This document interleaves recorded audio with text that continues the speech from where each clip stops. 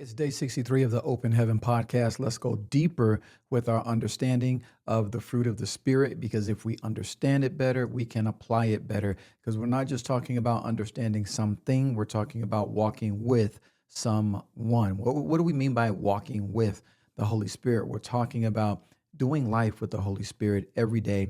This is the plan of God, the will of God for each and every believer and follower of Jesus Christ. On the Open Heaven podcast, we worship up, we learn down, and we serve out. This is our model for discipleship. Join me right now in a moment of worshiping up to the Lord. Father in heaven, we thank you. We give you all the praise, the glory, the honor. We adore you, Lord God. We exalt you, Lord God. We worship you in spirit and in truth. You are good. Your mercies are new every morning. Lord, you have forgiven us so much, and you have blessed us so much. You have given us so much, Lord God. You gave us the greatest gift the world has ever known. It's the gift of salvation through your Son, Jesus. And for this, we worship you. For this, we adore you. For this, we say thank you. For this, we say hallelujah and give you the highest praise. So, Lord, we exalt you right now. We worship and adore you. It's in the glorious, mighty name of Jesus we pray. Amen. Amen. Praise the Lord. Well, we are continuing day 63 with our study on walking with the Holy Spirit. We don't want just information. We want revelation. We want application. We want this to become a way of life. And so got some announcements to make, very excited about. On March the 11th, we're going to be launching a 21-day final countdown, 21-day challenge or quest, if you will, to really take our application and growth in the fruit of the Spirit to the next level. I want to invite you to join me. If you've been a part of this 90-day challenge thus far, we're going to finish strong. We're going to take the last 21 days and really ramp it up and have a different level of engagement. And now, in order to get the full engagement, you're going to have to be a part of our online community. I've got some new content I'm going to be uploading that's going to be exclusive to our online community. So be sure to click the link at the end of this video to join our free community and get all of the PDF downloads that are going to come with this 21-day fruit of the Spirit, abiding in Christ, life-changing, better than you ever been before in your life, 21-day challenge. It's going to be outstanding. So it's time for our learn down moment. We worship up, we learn down, we serve out. We're going to be looking at Colossians chapter 3. Before we get there, though, I want to just do a quick recap. In this talking and understanding about the fruit of the Spirit, we start in Galatians chapter 5, and we know that the Apostle Paul was saying, hey, here's a list of things that is, if you will, the product of the flesh. And it was all sinful stuff, right? Abominations before the Lord, fornication, lying, so many different things. But the flip side of that, the contrary to that, is when we are seeking after the things of the Spirit, thus we get the fruit or the product of the Spirit. We're learning that we can look at this from an interpretation standpoint, that the primary thing, the primary collective of all of the fruit of the Spirit, we know that it's often taught that there are 9 different fruits of the Spirit. And to be fair, Paul did list 9 things, but he also framed the word fruit of the Spirit is as a singular. So, I've been doing some deeper research on this, and I'm so thankful there's really good resources out there to just see what other Christian leaders and thought leaders over really a couple of centuries think about this idea of one fruit of the Spirit versus many fruits of the Spirit. And the consensus is that it's a healthy interpretation, simply because there's so much emphasis given in Scripture in regard to love. And the best way to interpret Scripture is not to look at one verse in isolation, but to look at the whole of Scripture, do comparison with other verses on that same topic or idea that the Lord is conveying to us. And so in doing that, it takes us to 1 Corinthians chapter 13. And we know that in 1 Corinthians chapter 13, it says, love is patient and love is kind. And therefore, love and kindness, or love and patience, are not two separate things entirely. Okay. So what do we mean when we say we love someone, right? Or do we just have a warm, fuzzy feeling about them in our hearts? Is that what God means when he says he loves us? I've heard it said many times that love is a verb. It's an action. It's something that we do, and we demonstrate that love from one to another. So I think we can look at the other 8 fruit or characteristics of the Spirit that come after love as characteristics, therefore, of love. The goal is not, though, to separate them in such an itemized way. Some research I said say, hey, look, what the Spirit produces in us is a bundle, right? And it's almost like the wrapping around that bundle is love. And what's inside the bundle are all the other characteristics that's lifted: joy, peace, patience, kindness, goodness, gentleness, faithfulness, self control. So it helps us to really grasp it, because if we can grasp it better intellectually, mentally, then perhaps there's a greater uh, possibility for us to really grow in it and partner with the Holy Spirit, partner with God the Father, God the Son in our own individual transformation. I do not subscribe to the belief that there's nothing for us to do in our growth and our transformation. If that's the case, everybody that went to church once or twice a week would be walking around like the fullness of Jesus, with the full operation of the Spirit in their lives. And let's be honest, that is simply not true. I simply believe that that means there's more for us to do, not in order to accomplish our salvation. Of course, we know that Jesus and Jesus alone is the one who has accomplished our salvation. We believe in it and we receive the benefit of what he's done for us. But that doesn't mean that on the other side of the cross, there's not a work for us to do and participation for us to do in our own transformation.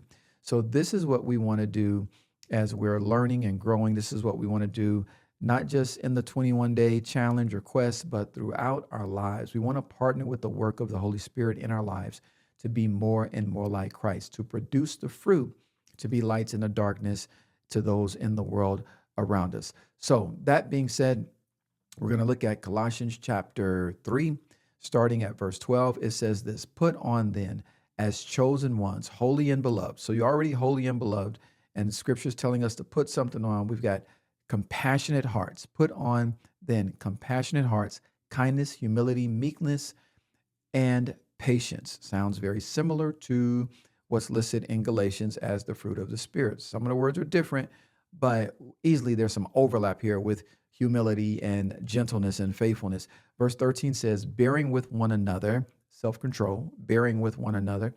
And if one has a complaint against another, forgiving each other. Again, these are what we can look at as additional characteristics, Christ-like characteristics that we want to produce in our lives as a result of the Holy Spirit working in and through us.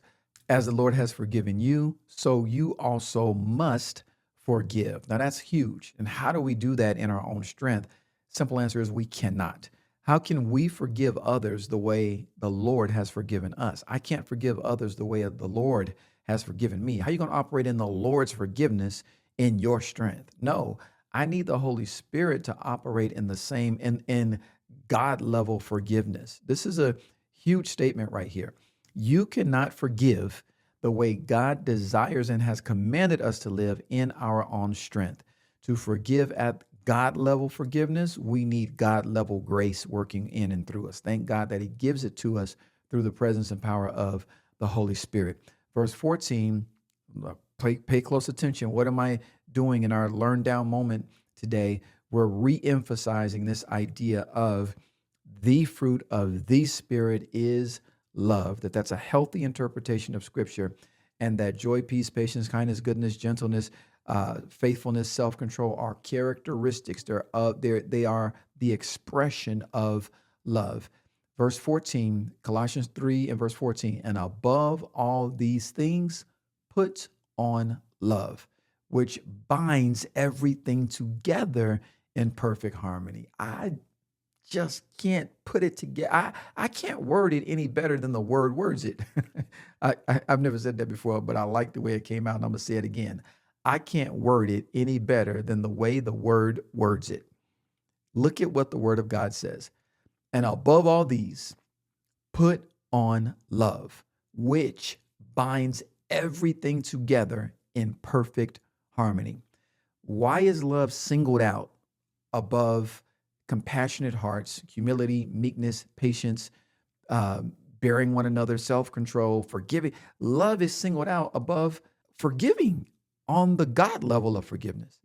Why is love singled out specifically? Same Apostle Paul that wrote Galatians and wrote Corinthians, the same one who wrote this here in Colossians. Why does he say, through the inspiration of the Holy Spirit, above all these things, put on love? Because love is the thing that binds all the other previously listed things together in perfect harmony. Okay?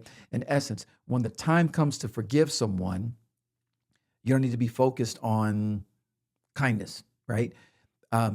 Is kindness tied to forgiveness? Yes, but there's a harmony, right?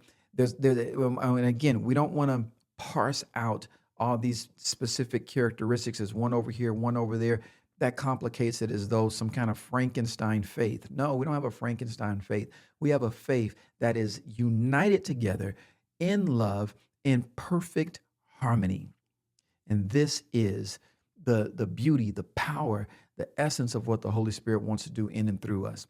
It's love. So forgiveness is an outgrowth of love. Kindness is an outgrowth of love. Dealing with somebody, right? And this tolerance. I mean, come on, it's a popular word in our culture, in our society. What do you think bearing with one another means, right? I believe bearing with one another is a form of putting up with it, tolerance, but doing it in a way that is kind and is respectful. It doesn't mean we agree with everything one to another, but whether you're talking believer to believer or believer to unbeliever, but it's the love of God that gives us the grace and the humility and the tolerance to be respectful, to be honorable, to demonstrate kindness and gentleness towards someone that we disagree with. So I've never said this before, but it's coming out based on the word of God. Hear me and hear me clearly. There's a definition, a version of biblical tolerance that the world needs to see in the body of Christ. It's not a tolerance that compromises. It's a tolerance that bears with one another in the name of Jesus. How do we do it? We cannot do it without the presence and power of the Holy Spirit. We can do it with the presence and power of the Holy Spirit. I can do all things through Christ, and Christ who gives me strength, right? And where does that strength of Christ come from? Christ was empowered by the Holy Spirit. We must also be empowered by the Holy Spirit. This was a good one today, y'all. I mean, listen, I don't just get on camera and share things with you that I think sound good to me. I'll be quite honest. It takes the grace of the Holy Spirit to do this. I'm on day 63. I've had some close calls, y'all, where I didn't make a day, but it's the grace of God that continues to compel me to push through and to do this. And amazingly, I mean, it's really miraculous as I just think about it myself. Once I get on camera, once I start talking, once I get into the word, there's a unction that kicks in. There's an excitement that kicks in, and I'm feeling that right now. I pray that you're feeling it as well and recognizing it, not as some new age energy. No, it's the presence and power of the Holy Spirit in the name of Jesus. In the name of Jesus. And so whether you're new to church, new to the word of God, or been saved for as long as you can remember, brought up in the church, and have heard teachings about the fruit of the Spirit, I pray that you're seeing it now, hearing it now with fresh ears and fresh eyes, fresh revelation, because we need a fresh experience. We need a new experience of the application and growth, the nurturing, the cultivation of the fruit of the Spirit in our lives. And I just believe that with the presence and power of the Holy Spirit, it's possible.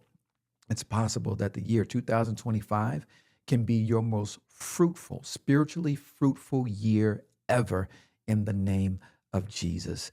God bless you. Man, this is so good. How are you going to serve out today based on how you have learned down? We worship up, we learn down, we serve out. May I encourage you, the easiest way to serve is to share this teaching with someone that it may be a blessing to them. Share Colossians chapter 3, verses 12 through 14. Share with them that above all these things, love, right? Put on love because it binds all the other characteristics of Christ-likeness and the fruit of the Spirit together in us in perfect harmony. It's not confusing. It's not complicated. It's beautiful. There's a flow to this. We want to find that flow. We want to walk in that flow. We want to bear much fruit. I encourage you to do it. Be led by the Holy Spirit. Serve someone with gladness. Serve the Lord with gladness. See, it's not just when we serve the Lord, many times the Lord says, now I want you to go be a blessing to this person or that person.